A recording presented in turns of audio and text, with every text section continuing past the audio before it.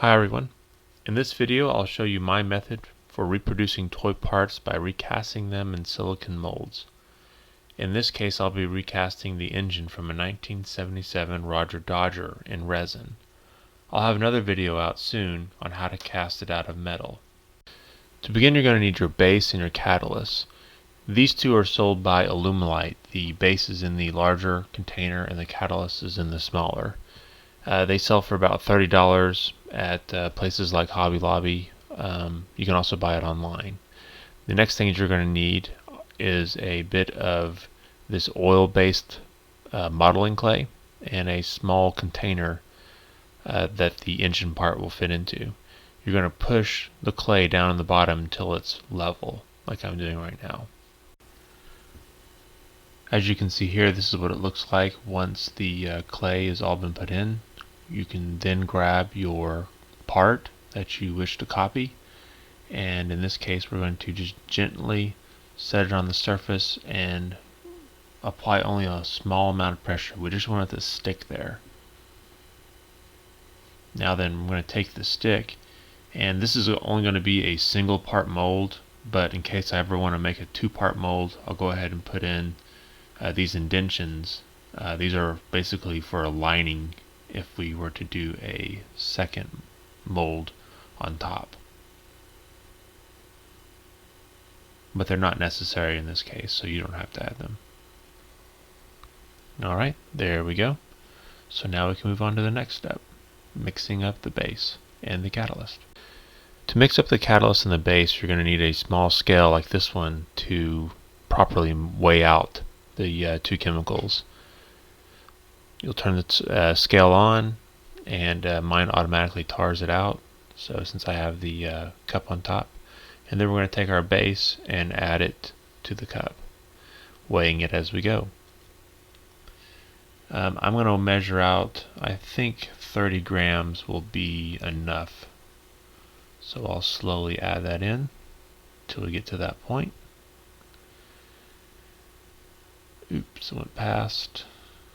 So I'm going to reach in and grab a little bit of it and get back to 30.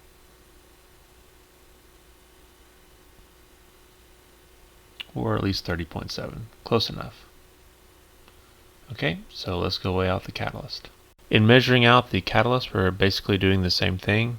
Place a cup on top, tar out your digital scale, and then begin to add in your catalyst. The only difference, of course, is the amount. This uses a 10-to-1 ratio, so 10 parts of the base to 1 part of the catalyst. Since we had 30 grams of the base, we only need 3 grams of the catalyst. And I'm almost there. Oops, a little bit, 0.1, not a big deal. That will be fine. Alright. Okay, so here's our base. Here's our catalyst. It's usually easier to pour the catalyst into the base. Use a stick and try to get all of it that you can. Once it's all in there, you can go ahead and start stirring it. And we'll fast forward through this so you don't have to watch it, but you do need to make sure that you stir it very well. Okay, so once everything is really well mixed, you can begin adding it to your other cup with a part. The trick to this is that you do it slowly and that you stay on one side of the part. If you move around too much, you can get air bubbles trapped, and that will affect your final product. So just start at one end and take your time. I don't want to bore you, so let's fast forward through this and see what it looks like when it's done. And after a few minutes, everything will smooth on down, and you'll end up with something like this. Now this needs to sit for about 18 hours, so basically overnight, and the next morning it should be nice and firm. Okay, demolding is relatively easy. Take a pair of scissors and cut into the Dixie cup, and then just start peeling off the Dixie cup from the mold. And then it's as easy as just lifting the mold off of the modeling clay. Now the part's still in there pretty good, so the easiest thing to do is pull on the sides to help release it, and then you can kind of reach in there once it's all released and pop the part out, just like that. So there's the part, and there's the mold of the part. Alright, so now we can go ahead and cast our first part. Okay, we're going to use the casting resin from Alumilite. These are 1:1 ratio. Each of the cups has 2 grams of the component in it. Once again, I used a digital scale to weigh them out. Simply take one and pour it into the other. You didn't actually see me pour it. The reason is you only have about 30 seconds of working time with this resin. So once you pour one into the other, you need to mix it up really well and then get it in the mold as quickly as possible. You also want to try to get it in the mold as slowly as possible, as weird as that sounds, because you want to alleviate any bubbles that might be there. So it's kind of paradoxical, I know. Once it's in there, you'll notice that if you watch it, that it won't do anything for a little while, and then all of a sudden, just out of the blue, it will actually kickstart the reaction. The catalyst will take over, and in about 3 minutes the part will be ready to be removed from the mold.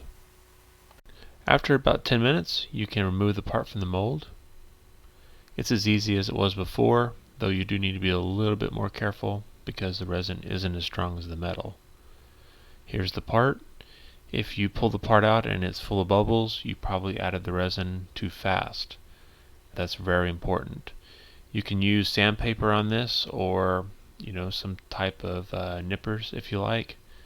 And when you're done, you can test it in the car itself and see how it fits. This one fits pretty good, not too bad. Okay, so here's the engine. As you can see, it's tan, which is not acceptable. So what we can do is add some silver paint to our airbrush, and in a few moments we'll have ourselves a silver engine. This looks a whole lot better, but we can do a lot better than just this by using, once again, an oil wash. The oil wash goes in and it fills in all the crevices and just adds a bit of 3D and dimension to the engine. So when we're done with that, it will look like this, which is to me a whole lot better. In fact, I like this better than the original engine that was in it. But I'll let you be the judge of that. Here are the two engines side by side. The one on the right, of course, is our resin engine. As you can see, the white or tan bottom. And here you can see the original engine. I think we have a reasonably good reproduction of that original engine. Looks pretty sharp. But, you guys let me know what you think below. Anyway, I want to say thanks to all my subscribers again, and thanks for watching, and I'll see you guys in the next video where we do the same thing, but we'll make an actual metal engine. So everyone have a great weekend. Talk to you soon. Bye.